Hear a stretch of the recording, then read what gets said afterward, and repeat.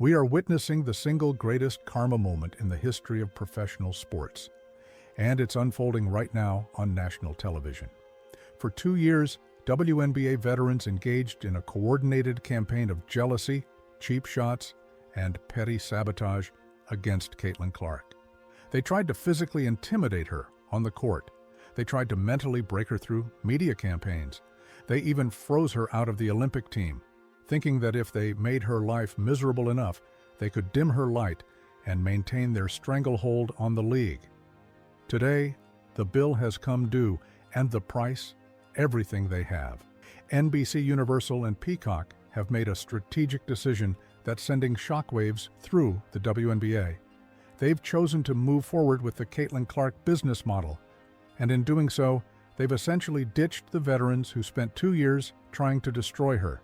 This isn't speculation, this is confirmed. While those same veterans are locked in a bitter labor dispute that might cancel their entire season, Caitlin Clark is sitting at the head table of NBA on NBC, laughing with legends, signing massive deals, and becoming the undisputed face of basketball in America. The veterans who planned to stop her didn't just fail. It backfired so spectacularly that it has completely erased their relevance. NBC and Peacock are moving forward with their promotional campaigns regardless of whether the WNBA veterans sign a new collective bargaining agreement or not. Why? Because they have a contingency plan, and that contingency plan has a name: Caitlin Clark. If you believe the story behind the story matters, if you've been watching this drama unfold, and you knew this moment was coming, hit that like button right now. It tells us we're on the right track. And it tells these platforms that audiences want the real analysis, not the sanitized corporate version. Let's talk about what NBC just did, because the magnitude of this shift cannot be overstated. NBC and Peacock just finalized a massive media rights deal covering both the NBA and the WNBA. In a normal sports media deal like this, networks spend months promoting the league's history. They interview veteran players. They build up the legends of the game. They create nostalgic montages celebrating the pioneers who built the foundation. But that's not what's happening here. Not even close. NBC isn't calling Diana Taurasi for interviews. They're not booking Breanna Stewart for promotional appearances. They're not reaching out to the players who spent the last year throwing shade on podcasts and complaining about new fans on social media. They are calling one person, and one person only: Caitlin Clark. They've hired her as a special contributor for their NBA coverage, giving her a platform that transcends the WNBA entirely.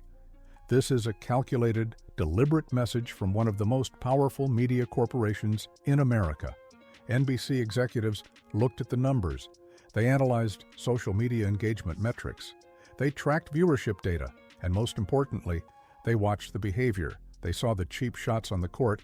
They saw the dismissive comments in interviews. They saw the coordinated campaign to minimize Clark's achievements. And they made a business decision that veteran toxicity is not marketable. Many of you have been saying this for weeks in the comments. You saw this coming before the executives even announced it. NBC wants to be in the business of selling sunshine, incredible skill, and record-breaking ratings. They do not want to be in the business of promoting bitter gatekeepers who actively alienate their own fan base. Caitlin Clark represents everything a modern sports network wants. She's positive, extraordinarily skilled, fan-friendly, and she brings audiences that haven't watched women's basketball in decades, if ever. The veterans, by contrast, represent something networks actively avoid: a closed circle of resentment, an exclusive club that treats its own growth as a threat. A group that publicly hates the very fans who would pay their salaries. NBC made the easiest business decision in sports media history. They cut the dead weight, and that dead weight is the entire old guard of the WNBA. But here's where it gets even more revealing. NBC and Peacock just released promotional materials for their upcoming basketball coverage. The tagline: "If you know, you know."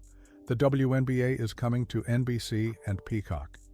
And when you look at the imagery, when you see who's featured prominently, it's unmistakable. This isn't a league promotion. This is a Caitlin Clark promotion that happens to include a basketball league. Let's connect the dots to what's happening behind closed doors right now.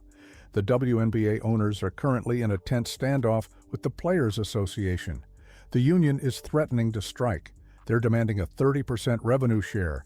They're demanding millions of dollars in salary increases across the board. And who's leading this charge? The veterans.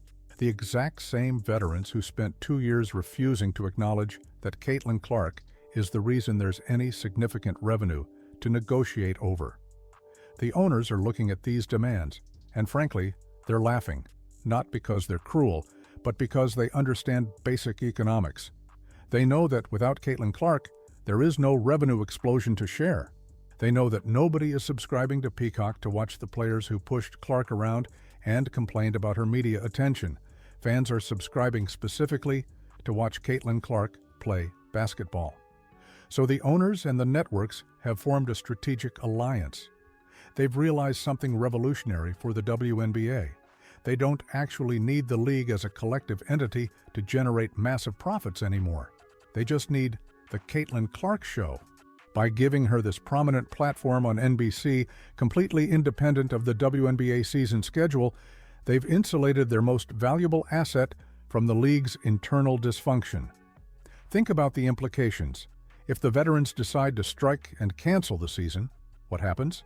Caitlin Clark will still be on television every Sunday night during the NBA season, analyzing games alongside basketball royalty, reaching tens of millions of viewers, building her brand to unprecedented levels.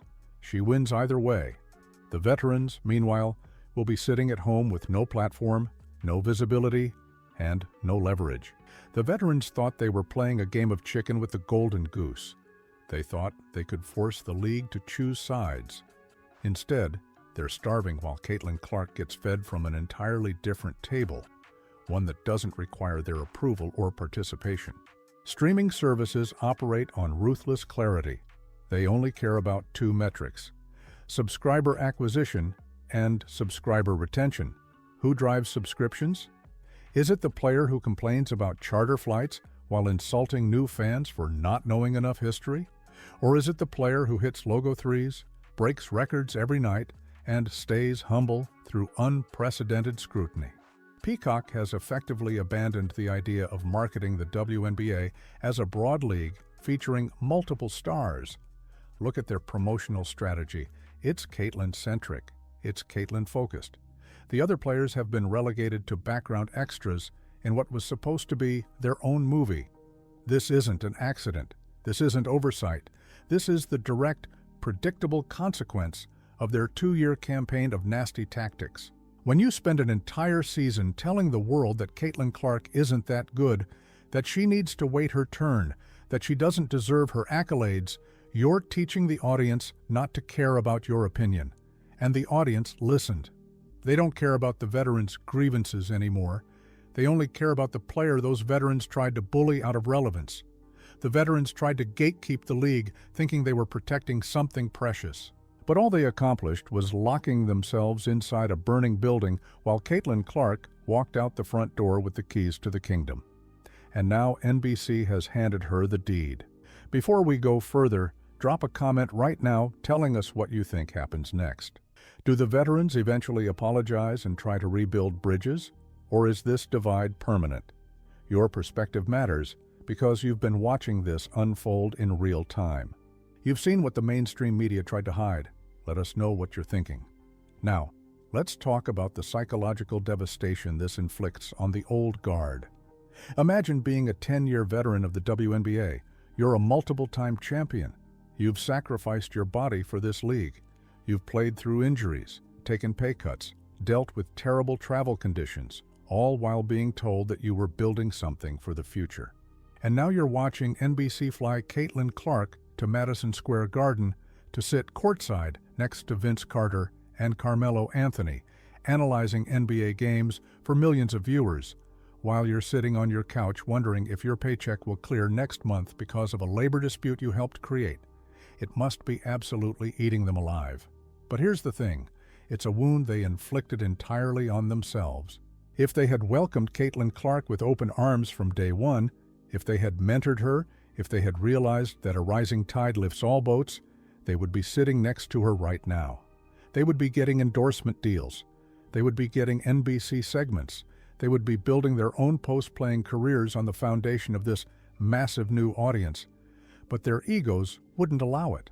Their jealousy blinded them to the opportunity of a lifetime.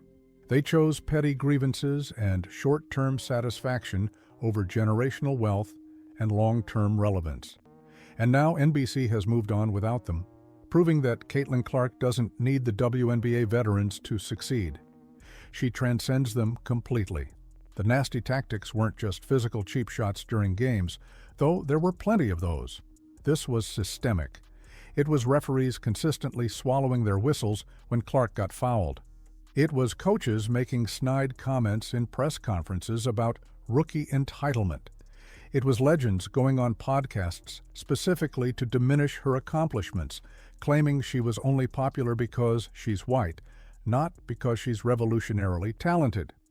NBC watched all of this. Corporate America watched all of this. And corporate America has one universal rule: avoid liability at all costs. The veterans became a liability.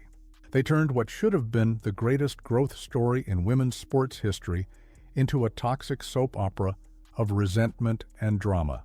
They made the WNBA look small, petty, and mean-spirited instead of celebratory and aspirational. Caitlin Clark, by contrast, never said a bad word about anyone. She never engaged in the drama. She never fired back on social media or in interviews. She just showed up and played basketball at an elite level every single night. She signed autographs for hours. She respected the game's history, even when that history didn't respect her. She took the high road so consistently that it made everyone else's low road impossible to ignore. NBC is rewarding that professionalism now. They're sending a message to every athlete watching. Character matters. Consistency matters. Being good for business matters. They're validating the millions of fans who defended Caitlin for 2 years while being called racist, while being told they weren't real basketball fans, while being lectured about respecting the veterans who were actively disrespecting the player those fans came to watch. This isn't just a hiring decision. This is a corporate endorsement of Caitlin's character and a corporate condemnation of veteran behavior. NBC looked at both sides and picked the side that actually builds value. What about the future? This move by NBC and Peacock signals the definitive end of an era in the WNBA.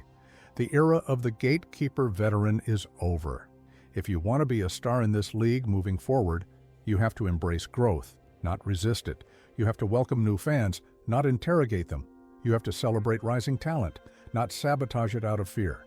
The owners are clearly finished coddling the players who held the league back for years. By empowering Caitlin so visibly and so publicly, they're stripping power away from the union. The Players Association can threaten to strike all they want, but when the face of the entire league is already employed by NBC in a role that doesn't require the WNBA to exist, their leverage evaporates completely. The owners have found a way to bypass the toxicity. They've built a direct pipeline from Caitlin Clark to the fans, cutting out the bitter middlemen who wanted to control the narrative. The veterans are now screaming into the void. They can picket, they can protest, they can post manifestos on social media, but they cannot stop the machine that's already moving without them. The machine has chosen its driver, and it's the rookie from Iowa who they tried so hard to break. This is a lesson in humility that will be studied in sports business schools for decades. The WNBA veterans literally had a winning lottery ticket in their hands. All they had to do was cash it. All they had to do was smile and say, "Welcome, Caitlin. We're so glad you're here. Let's build something incredible together." Instead, they tore up that ticket and threw it in her face. And now they're watching her print her own money while they beg for scraps from a union negotiation they're probably going to lose. It's a Greek tragedy, except the tragic figures have no one to blame but themselves. They lost the media war. They lost the fan war. They lost the cultural war. And now they've lost the financial war. NBC has spoken. Peacock has spoken. The owners have spoken. Most importantly, the fans have spoken with their wallets and their attention. The WNBA is no longer a democracy where every veteran's voice carries equal weight. It's the kingdom of Clark. And for the veterans who used nasty tactics, jealousy, and coordinated campaigns to try and stop her rise, there's only one thing left: fading into obscurity while watching the player they tried to cancel become the biggest star women's basketball has ever seen. If you want to stay ahead of where this story goes next, because this is far from over, smash that subscribe button and hit the notification bell. The labor negotiations are about to get even messier. The resentment is going to boil over, and we're going to be here breaking down every development that the mainstream media won't touch. Next up, we're diving into the actual numbers behind Caitlyn's economic impact and why the veterans' salary demands are mathematically impossible without her. You won't want to miss it.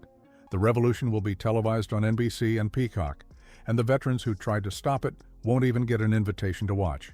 They tried to cancel Caitlin Clark, but in the end, they only canceled themselves, and that might be the most predictable plot twist in sports history.